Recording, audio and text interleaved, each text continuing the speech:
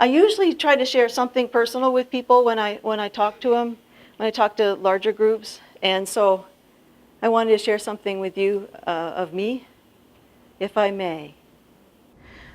So a while back, I was feeling frustrated, and I was feeling, well, cranky, is the only way to put it.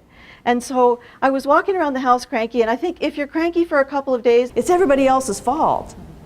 After day 3, day 4, whose fault? It's your own problem. You are the problem.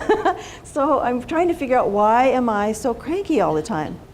So I figure, you know what? I want divine inspiration. I've got 9 hours on a plane going to Hawaii. And I'm even cranky about going to Hawaii. You want to know why? I'm going to spend 9 hours on a plane. I'm going to get to Hawaii. I'm going to get off. I'm going to go give a speech at the Hilton. I'm going to get back on. I'm going to come back, and I'm going to go home. Cute husband doesn't get to go with me, and I probably won't even see sunlight while I'm there.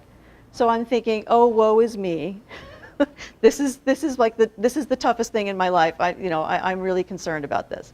So I get on the plane and I think, all right, I'm going to meditate for a while. I'm going to figure out what is bothering me. I'm sitting there on the plane, and I don't know if I need a pyramid hat or if I should say Om or what I should do. So I'm sitting there and I'm waiting for my divine inspiration. And I've waited 5 whole minutes, and I'm an American. Let's go. Where's the divine inspiration? I'm waiting. And I have nothing. And I'm waiting some more, and I'm waiting some more. 9 hours later, I have no idea what's bothering me or what it is I should do about it. And I get off the plane. Now I'm really cranky. I go outside and it's pouring rain. I'm getting my pretty suit wet, and then my mascara is starting to run. And I put my hand out for a cab, and this cab driver comes up, and he's the most cheerful person you've ever met in your life. What is worse than when you're really in a bad mood and suddenly you got this guy who's Mr. Cheerful, right? So I get in the cab, he puts my stuff in there, I sit in the back seat, I've got my arms crossed, I'm in the worst mood ever, and he looks back and he says, "Are you okay?" He's got the Vietnamese, really lyrical, beautiful accent I can't do justice to. He's, "You okay?" And I said, "Yeah, I'm fine. I'm fine." "You're not okay." I said, "Okay." He said, "We in traffic. We have time. Let me tell you a story." And I think, now, I'm a professional speaker. All my friends are professional speakers. Everybody I know has a fabulous story. There's nothing he could possibly say that would be nearly as interesting as the stories I already know. So I think, go ahead, buddy. Impress me. And he starts telling me this story that is unbelievable. He was in Vietnam during the war, and the Americans were with him, and he was going in and out of the jungle for like 5 years. And he had little tiny kids, and he kept coming back to them. And he would go out into the jungle, and he would come back, and he'd go back out.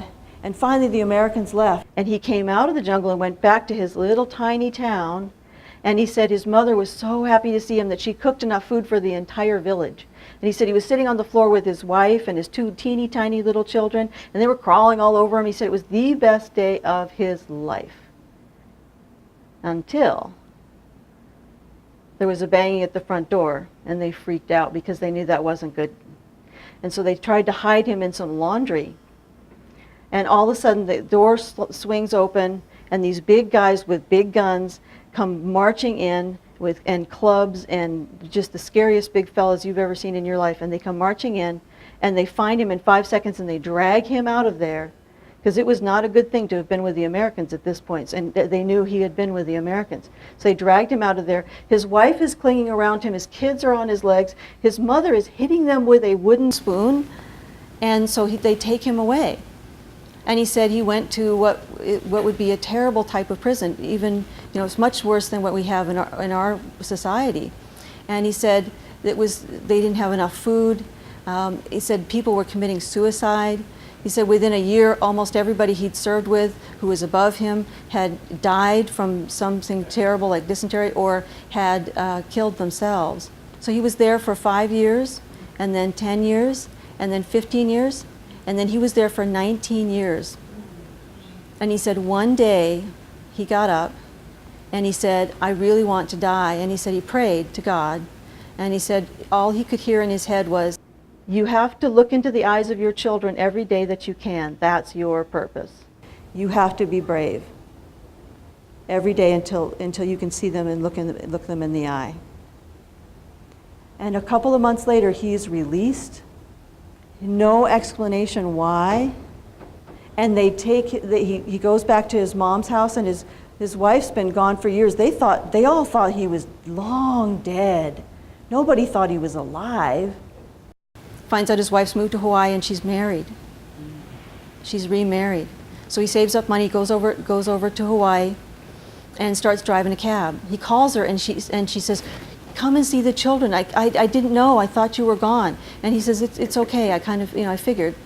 And she says, "Come see the children." He says, "No, they won't know me. They'll hate me. I missed their whole childhood. I don't want." She goes, No, you've got to come see them."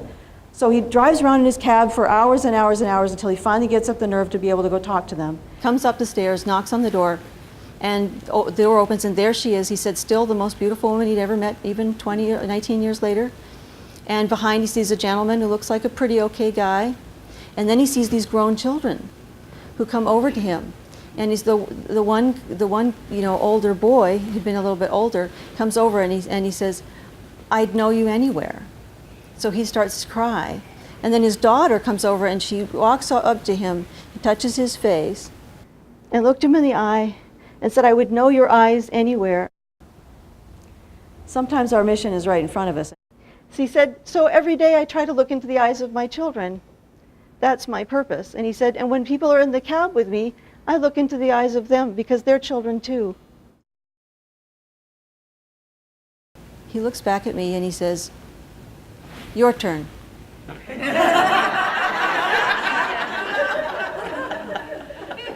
I think I got nothing. I have nothing. I have absolutely nothing that can compete with that.